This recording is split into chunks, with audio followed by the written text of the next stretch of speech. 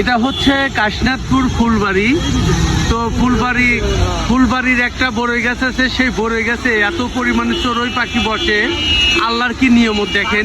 একটা মানে ওই মার্কেটের ভিতরে একটা বড়ই গাছ আছে, সেই বড়ই গাছে এত পরিমাণে যে চড়ুই পাখি আমার জীবনে কখনো দেখিনি। এই সময় বলে প্রতিদিনই এই চড়ুই পাখি দেখা যায়, এবং তারের পরেও অনেক চড়ুই পাখি বসে রয়েছে দেখেন, তারের পরেও বসে রয়েছে, এবং জানলার গ্রিলে সব জায়গায় এবং আশেপাশে সব জায়গায় এই চড়ুই পাখিগুলো দেখা যাচ্ছে।